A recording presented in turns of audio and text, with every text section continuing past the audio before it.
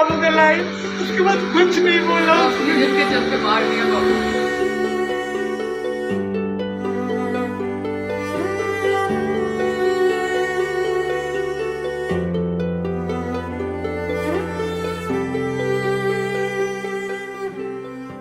नमस्कार, मैं हूं आपके साथ नम्रता। एक तरफ डॉक्टर्स को भगवान का रूप कहा जाता है, मतलब इस वक्त तो जो हम कंडीशन देख रहे हैं कोरोना काल में, हम डॉक्टर्स को सलाम कर रहे हैं। और ऐसा इसलिए क्योंकि दिन रात एक करके इन डॉक्टर्स ने न जाने कितने ही कोरोना पेशेंट्स को अब तक ठीक कर दिया है। लेकिन वो कहते हैं ना, पांचों उंगलियां एक समान नहीं होती। कई ऐसे डॉक्टर्स हैं जो इस आपदा में अवसर खोज रहे हैं। कई ऐसे नर्सिंग स्टाफ हैं जो इस वक्त पेशेंट्स को सबसे बुरी तरीके से ट्रीट कर रहे हैं। इतनी बुरी तरीके से ट्रीट कर रही हैं कि जो मरीज के तीमारदार हैं, जो उनके रिश्तेदार हैं, वो ये कह रहे हैं कि डॉक्टर्स नहीं, ये जल्लाद हैं। जितने भी वहाँ पे नर्स थे, कंपाउंडर्स थे, सारे के सारे जल्लाद थे सर। कोई दवाई तक नहीं देना चाहता। आप स्थिति समझ सकते हैं कि कितनी मुश्किल से लोगों को बेड मिल रहा है अस्पताल में। बेड मिलने के बाद किस तरीके से डॉक्टर्स तो मुंह खोलकर कह दे रहे हैं कि रेमडेसिविर ले आइए, अरेंज करिए, तब हम लगा पाएंगे। जैसे तैसे पेशेंट्स रेमडेसिविर भी अरेंज कर रहे हैं, लेकिन उसके बाद अगर वही रेमडेसिविर जमीन पर गिरा दे डॉक्टर्स और कहें कि तुम हमारा कुछ नहीं बिगाड़ सकते।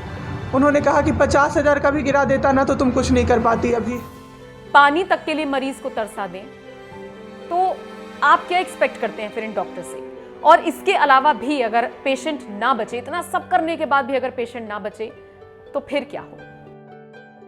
ऐसे कई मामले सामने आ रहे हैं जिनमें पेशेंट्स के साथ जबरदस्त तरीके से लापरवाही देखी जा रही है। और ये लापरवाही कोई और नहीं, डॉक्टर्स कर रहे हैं। पूरे दिन डॉक्टर्स आते ही नहीं है चेकअप करने के लिए। और ऐसे में सरकार को यहां पर सुध लेने की जरूरत है कि क्यों आखिर स्वास्थ्य व्यवस्थाएं बेहाल है। आपको जानकर हैरानी होगी, लोग कोरोना से कम और जो इलाज नहीं मिल रहा है उसकी वजह से ज्यादा मर रहे हैं। एक महिला है जिनके साथ ये पूरा घटनाक्रम हुआ है। उन्होंने बताया कि कैसे कैसे नोएडा के एक डॉक्टर से उन्होंने कंसल्ट किया, फिर भागलपुर वो अपने पेशेंट को लेकर भागी, फिर हॉस्पिटल में एडमिट कराया। और उसके बाद का नजारा उन्होंने जो हॉस्पिटल का देखा, वो ये कहती हुई नजर आई कि डॉक्टर्स नहीं है, जल्लाद है। ये पूरी वीडियो आप देखिए, ये पूरी इनकी बात सुनिए और उसके बाद खुद अंदाजा लगाइए कि हम बार बार क्यों आपसे कह रहे हैं कि precaution is better than cure. हम क्यों आपसे बार बार कह रहे हैं कि इतनी सावधानी बरत लीजिए कि आपको अस्पतालों का मुंह ना देखना पड़े। ये वीडियो आप देखिए और खुद आपको समझ आ जाएगा कि अस्पतालों की बदहाली का आलम क्या है। क्या हुआ है, किस अस्पताल में हुआ है? सर हम लोग नोएडा में रहते हैं, मैं और मेरे हस्बैंड। अभी होली में हम लोग बिहार आए हुए थे सर, होली मनाने के लिए। पूरी फैमिली का गेट टुगेदर था। 9 अप्रैल को मेरे हस्बैंड की तबीयत ख़राब हुई, फीवर हुआ उनको काफ़ी तेज़। हमने कोरोना का 2-3 बार टेस्ट करवाया, नेगेटिव आया। RT-PCR के लिए दिया तो वहाँ पे भागलपुर में, सर भागलपुर में थे हम लोग, वहाँ पे 1 दिन 2 दिन वेट करते करते 10 दिन तक रिपोर्ट नहीं आया। फिर हमने नोएडा के एक डॉक्टर हैं, उनसे कंसल्ट किया वीडियो कंसल्टेशन से। उन्होंने बोला कि CT चेस्ट करवाना है। हम लोग भागलपुर गए और CT चेस्ट करवाए तो उसमें उनका इन्फेक्शन आया।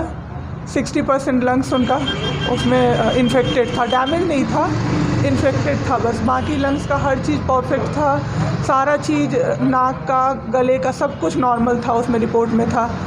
फिर हम लोग नेक्स्ट डे ग्लोकल हॉस्पिटल है भागलपुर में, ग्लोकल हॉस्पिटल लेके आए, वहाँ पे एडमिट कराया हमने ICU में। मेरी मदर की भी तबीयत ख़राब थी, मेरी मम्मी और मेरे हस्बैंड दोनों एक साथ एडमिट हुए। वहाँ पे इतनी लापरवाही हुई उनके साथ, इतनी लापरवाही हुई। डॉक्टर्स आते थे बस विज़िट के लिए, 10 मिनट देख के गए। उसके अलावा जितने भी वहाँ पे नर्स थे, कंपाउंडर्स थे, सारे के सारे जल्लाद थे सर। कोई दवाई तक नहीं देना चाहता था। पेशेंट, मेरी मदर टचवुड बेटर कंडीशन में थी थोड़ी, मेरे हस्बैंड बोल भी नहीं पा रहे थे उस समय तक। इशारे से पानी का ऐसे बताते थे, लेकिन कोई उनको पानी नहीं पिलाता था सर। वो मुझे हार के फ़ोन करते थे कि पानी पिला दो। जब मैं अंदर जाती थी तो ये लोग हल्ला करते थे कि क्यों जा रहे हो अंदर।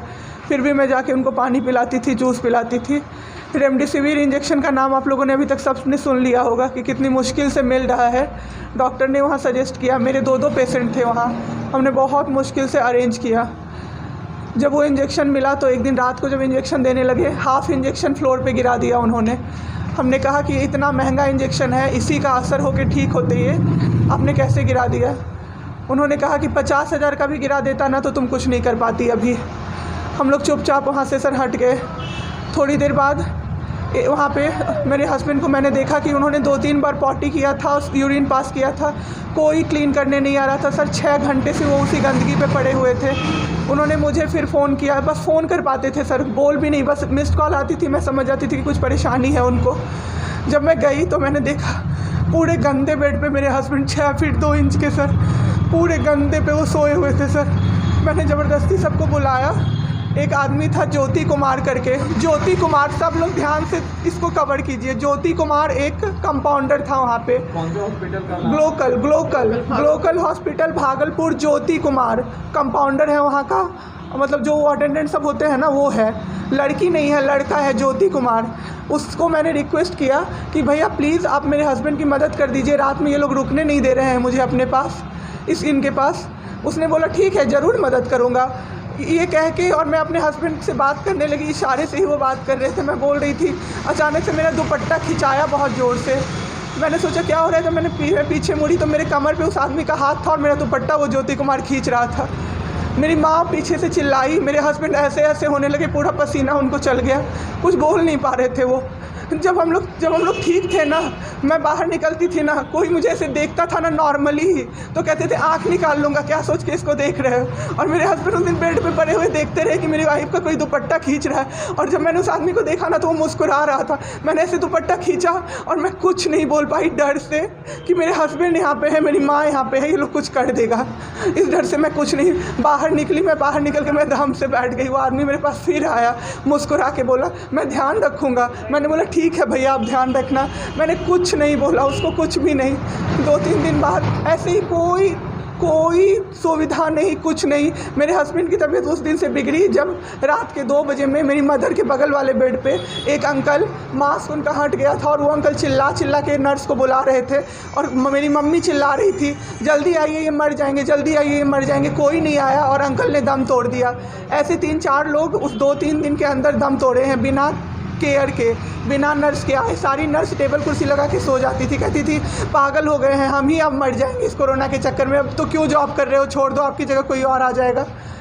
उसके बाद वहाँ से बाई पैप वहाँ उस हॉस्पिटल में नहीं अवेलेबल था। मेरे हस्बैंड की तबीयत एक दिन बहुत ख़राब हो गई, उन्होंने मायागंज रेफ़र कर दिया, भागलपुर मायागंज हॉस्पिटल।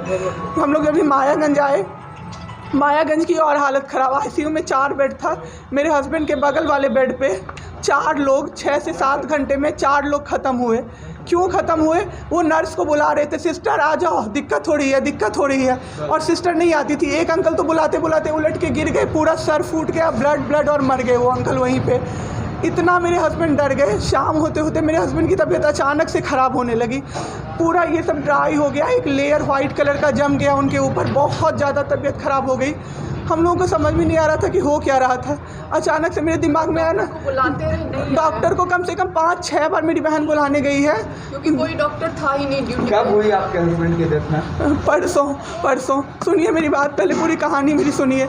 मेरी बहन 5 बार 6 बार गई है बुलाने डॉक्टर को मायागंज में, तो डॉक्टर क्या कह रहे हैं, यार रात में भी सोने नहीं दोगे। जब हमने देखा जाके सर, तो लाइट ऑफ, इमरजेंसी के नाइट डॉक्टर्स का लाइट ऑफ, और सब नीचे बिछा के मूवी देख रहे हैं और सो रहे हैं, और दरवाज़ा तक नहीं खोला सर।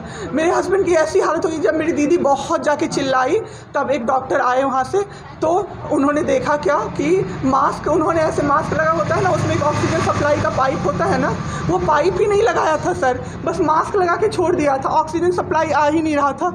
जब बहुत कम हो गया तब वो डॉक्टर आए और पाइप लगाया, मेरे हस्बैंड तुरंत में ज़िंदा हो गए। उसी दिन से उनके दिमाग में वो ऑक्सीजन की किल्लत का डर बैठ गया सर। बहुत 7 घंटे बिना ऑक्सीजन के रहे सर, लड़ते रहे। फिर उस दिन इतना वो डर गए, वो बोले नहीं अब हमको कहीं बाहर लेके चलो। दिल्ली में सर हमने बेड का किया, बहुत पता नहीं था, दिल्ली में कहीं भी जगह नहीं था। हम पटना आए, राजेश्वर हॉस्पिटल में सर पटना आए। यहाँ पे इन्होंने कहा आईसीयू में अटेंडेंट नहीं अलाउड हैं, नहीं जाओगे आप। मेरे हस्बैंड रोने लगे कि मेरी वाइफ को बस भेज दो, वो रहेगी तो मैं ठीक हो जाऊँगा। इन लोगों ने नहीं अलाउ किया सर। मैंने देखा एम्बुलेंस से हम लोग भागलपुर से पटना आए थे राजेश्वर, रास्ते में उनको 3 बार पॉटी हुई थी सर। उसी गंदे बेड पे उनको 4-5 घंटे राजेश्वर में सुलाया रहा। मैं 10 बार जाके बोली बाहर से कि सर प्लीज़ बेड क्लीन कर दीजिए, वो हम लोग देख लेंगे ना। एक डॉक्टर निकले, मैंने बोला, वो मेरे हस्बैंड अंदर से ना बोल नहीं पा रहे थे ना, अंदर से ऐसे ऐसे कर रहे थे, बुला रहे थे सबको। मैंने कहा सर वो बुला रहे हैं किसी को बाहर से, तो एक डॉक्टर मुझे कहता है अरे छोड़िए ना, वो छोड़ा तो ऐसे ही बौखला रहा है जब से आया है।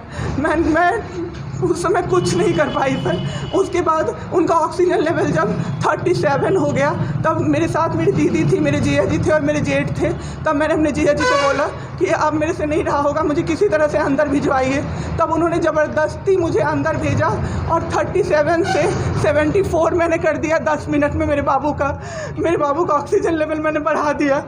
उसके बाद इन लोगों ने मुझे बोला, मैंने बोला सर अटेंडेंट अलाउड है, सारे के अटेंडेंट बैठे हुए थे। तो एक डॉक्टर ने मुझे बोला अटेंडेंट अलाउड नहीं रहेंगे तो कैसे काम चलेगा, सब तो कोरोना से बीमार पड़ रहे हैं, हम लोग कितना देखें, हम लोग क्या मर जाए खांसते खांसते सबको देख के। बैठिए चुपचाप और देखिए। 15 दिन तक सर एक टेबल पे एक लगातार मैं बैठी हूँ। आज 1 महीना पे मैंने ब्रश किया है सर, 1 महीने पे ब्रश किया है मैंने। बाबू को बहुत ठीक कर दिया, इतना स्ट्रॉ लगा के सर, मास्क के अंदर से स्ट्रॉ लगा के बाबू को मैंने जूस दाल रोटी सब कुछ पिलाया सर। इतने ठीक हो गए ना कि जो डॉक्टर फर्स्ट डे बोला था ये बचेगा नहीं, वो डॉक्टर सर 3-4 दिन बाद कहता है टचवुड क्या कर दिया आपने इनके साथ, ये तो एकदम ठीक हो गए, गजब का फाइट दिया आप दोनों ने मिल के। मुझे क्या पता था कि मैं फाइट दे रही हूँ और ये लोग मेरे बाबू को ख़त्म कर देंगे। इतना ऑक्सीजन का किल्लत सर, मेरा बाबू डर गया बहुत ज़्यादा। ऑक्सीजन सिलेंडर देखता था और कहता था हाँ वो ख़त्म हो जाएगा, वो ख़त्म हो जाएगा। मैं कहती थी नहीं ख़त्म होगा बाबू। 1.5 घंटे के लिए सर ऑक्सीजन सप्लाई बंद रहता था। बाद में हमें पता चला ये लोग ब्लैक मार्केटिंग कर रहे हैं अंदर में ऑक्सीजन सिलेंडर का।